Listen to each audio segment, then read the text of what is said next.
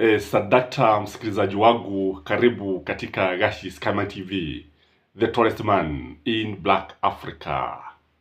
William Samuel Ruto took an abrupt move and called off the Haiti mission. This one caught many people off guard. Many people were surprised that William Samuel Ruto retreated. William Samuel Ruto surrendered on Haiti mission. Now, I had a conversation with a friend of mine about the same, and he was asking me, where was Rachel Ruto when William Samuel Ruto was taking such a deadly mission? Because according to my good friend, she was telling me that first ladies usually intervene when they see the consequences could be disastrous, when they see that the husbands are taking moves that can actually embarrass them, or moves that can actually plunge the situation into a way that can leave them with eggs on their faces. Kwa hivyo rafiki yangu kaniambia ya kwamba hata labda Rachel was going to intervene, because my good friend was very much concerned with the Haiti mission, and I think she was not the only one. He was also very much concerned. And when William Samuel Ruto called off this mission, there was a sigh of relief in many Kenyans. So in this video, ladies and gentlemen, I want us to look at why the government took an abrupt move and called off this deadly mission. So if you're here for the first time, this is Escalating TV. Here we discuss issues as they emerge in our country and beyond the border. So please like this video at this juncture and watch to the end. Number one, in my view, is because of what was happening in Haiti. Kwamba wale magaidi, wale majagili, led by the barbecue, was slaughtering people and butchering them and roasting them on the streets.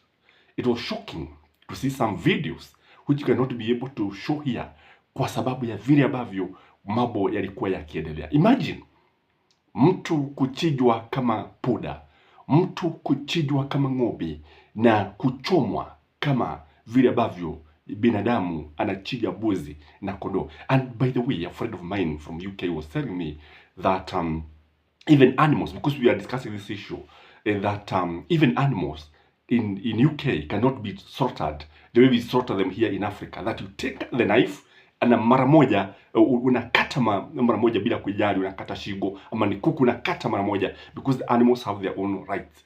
Because what they normally do there, the animals are first electrocuted. They are shocked. Wanapewa shock, alafu kisha wanauawa pole pole. And hapa kule Haiti, you can imagine if even animals have their rights, you cannot just slaughter them the way you want. Kama vile unajua sisi tunachukua shoka na unagoga kichwa na unaua na unaanza kuchinja. Kwa hivyo ndivyo ambavyo walikuwa wanafanya pale, na ile taswira ya binadamu kuchomwa, binadamu nyam chom, na kuteketezwa motoni barabarani is something that scared the government, is something that sent a fear in the spines of even our security soldiers, who would have wanted to see his son or daughter or his countryman being put in such a situation.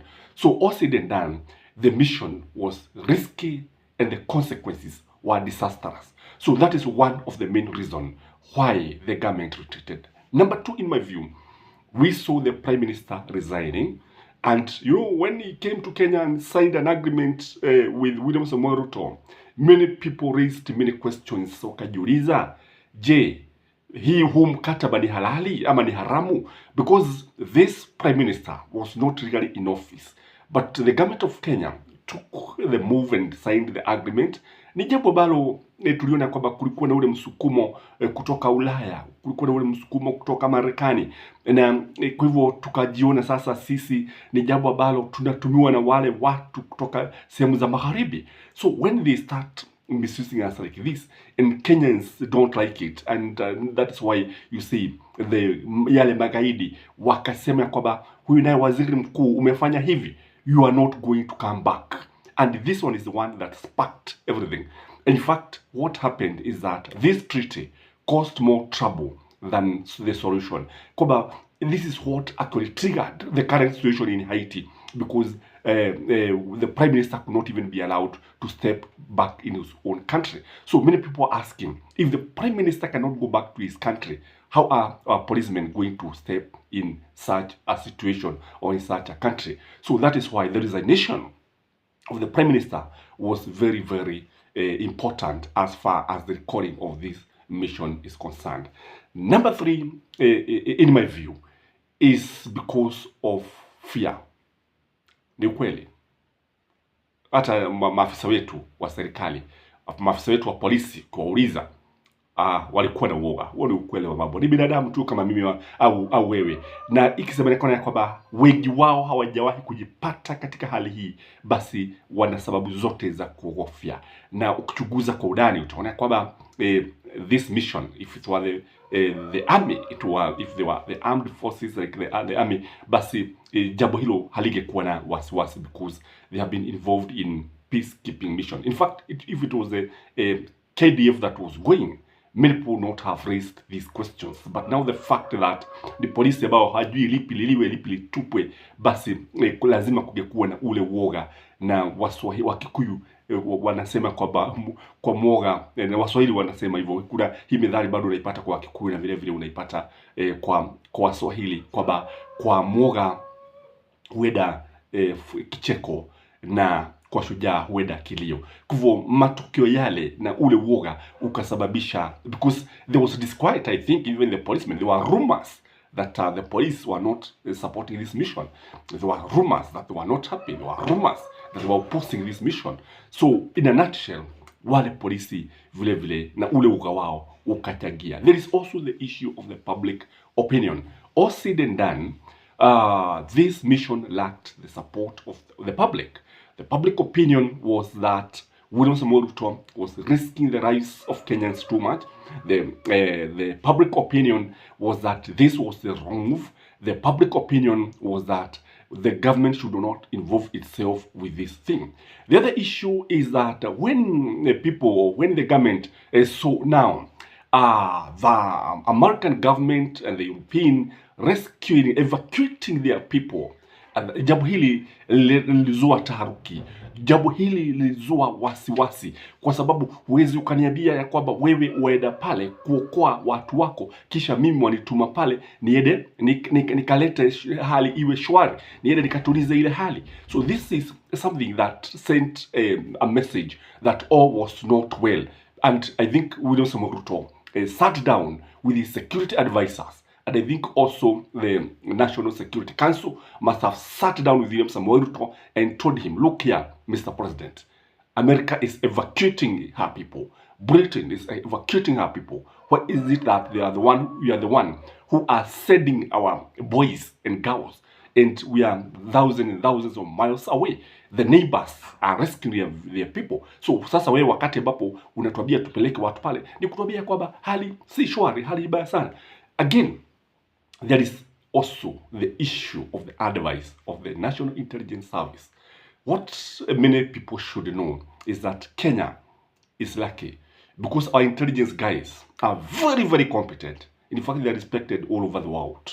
And it has been like this since the times of Jomo Kenyatta. Hao ni watu ambao wanajua. Majasusi ni watu ambao wanajua mambo mengi sana. Majasusi, hawa wapelelezi, ni watu ambao wana ujuzi mwingi wa kufanya utafiti. And unknown to many Kenyans, already the NIS was on the ground in Haiti. Already walikuwa wameshafika pale na walikuwa wamefanya upelelezi wao. Na labda ile habari yao, the advice they give the president might have also chagiad, yani contributed to William Samoei Ruto hasty withdraw and residing his decision. Again, when you look at the situation, the people of Haiti themselves, they don't want Kenyans to send their troops. Kwa hivyo wale watu ambao unaenda kusaidia hawataki. Sasa kama hawataki, mbona upeleke watu ambao hawataki kusaidiwa? Kwa nini ufanye hivi? There is also the issue of the 2027 general elections.